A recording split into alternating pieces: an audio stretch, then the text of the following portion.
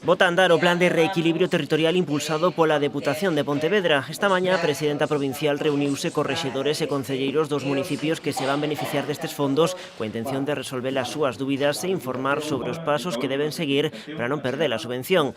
Entre as condicións, uns prazos de cumprimento moi claros, o procedemento de licitación ten que estar iniciado antes do 30 de xuño de 2018 e as obras rematadas a máis tardar o 30 de xuño de 2019. En total, o ente provincial destinará unha partida de 15 millóns de euros a repartir entre 25 concellos de menos de 20.000 habitantes para que poidan impulsar proxectos singulares. A presidenta provincial entende que os fondos foron repartidos con obxectividade e que dan resposta a unha falta de equilibrio entre concellos polas que cualificou de políticas arbitrarias do pasado. Porque eu quero recordar que hai 11 concellos do PSOE, 10 concellos do Partido Popular, 3 do BNG e un independiente. Por lo tanto, un reparto equilibrado basado en criterios obxectivos e hoxe é un día de moita satisfacción para min porque vai haber un proxecto singular en nin máis nin menos que 25 concellos. Este plan de reequilibrio territorial permitirá dar resposta a proxectos deportivos, sociais, culturais e de ocio. No Grove, por exemplo, destinarán os cartos a financiar parte da construción do seu auditorio. Isto é un impulso económico moi importante. Estamos a falar que prácticamente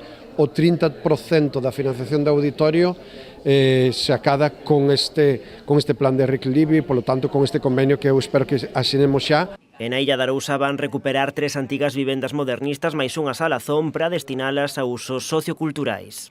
Que dicir que para nós, con este 1,5 millón que nos destina a Diputación de Pontevedra ao quedar 90 puntos nas bases de subvencións, pois é o 80% da elaboración da obra.